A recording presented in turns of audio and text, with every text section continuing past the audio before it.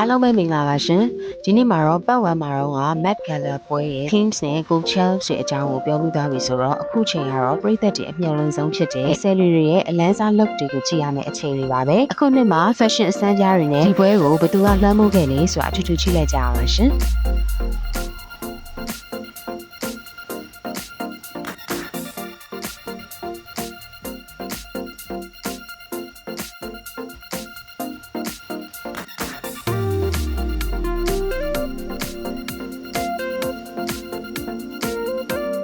ကဘာကြောင့်ဆိုတော့ Rihanna ကတော့အမြဲတမ်းလိုသူမရဲ့ထူးခြားတဲ့ fashion နဲ့ပွဲကိုလွှမ်းမိုးခဲ့တယ်လို့ကိုအလန်းစား look နဲ့ထွက်ပေါ်လာခဲ့ရပါ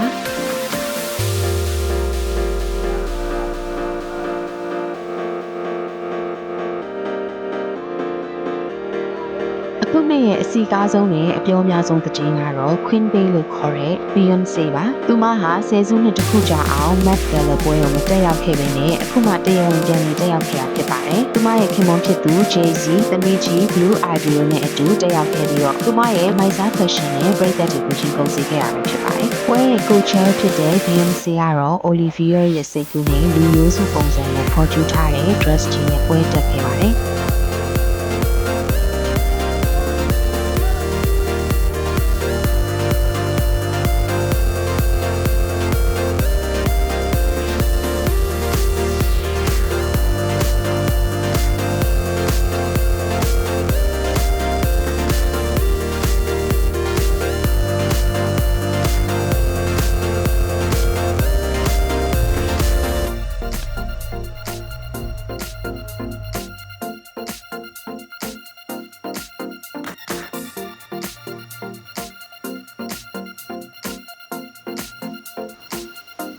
အခုနှစ်ရဲ့ costume art theme ကိုအကောင့်ထည့်ဖော်တဲ့နေရာမှာအမှုပညာရှင်တွေကတကယ်ကိုပဲတီထွင်ဖန်တီးနိုင်စွမ်းနဲ့မြင်မာခဲ့ကြပါတယ်။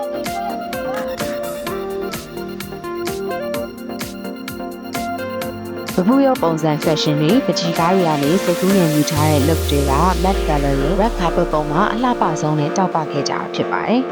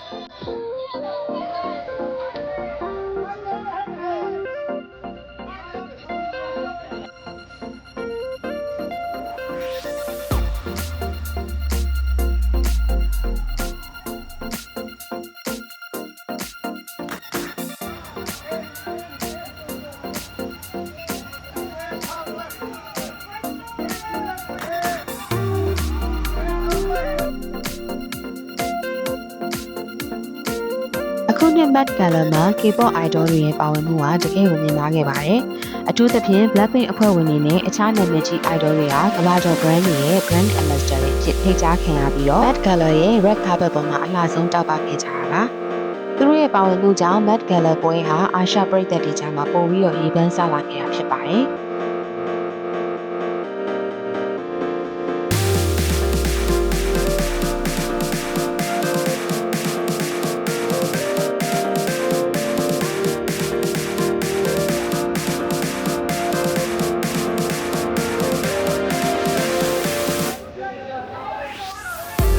ဒါအပြင် Bollywood ကမ္ဘာကျော်မင်းသားမင်းသမီးတို့ဟာအိန္ဒိယရဲ့ရိုးရာယဉ်ကျေးမှုနဲ့ခေတ်မီ fashion တွေကိုပေါင်းစပ်ထားတဲ့အလှဆုံး look တွေနဲ့အတူ Michael ရဲ့ red carpet ပေါ်မှာတောက်ပခဲ့ကြပြီးတော့အာရှရဲ့ဩဇာလွှမ်းမိုးမှုကိုကမ္ဘာကိုချပြခဲ့တာဖြစ်ပါတယ်။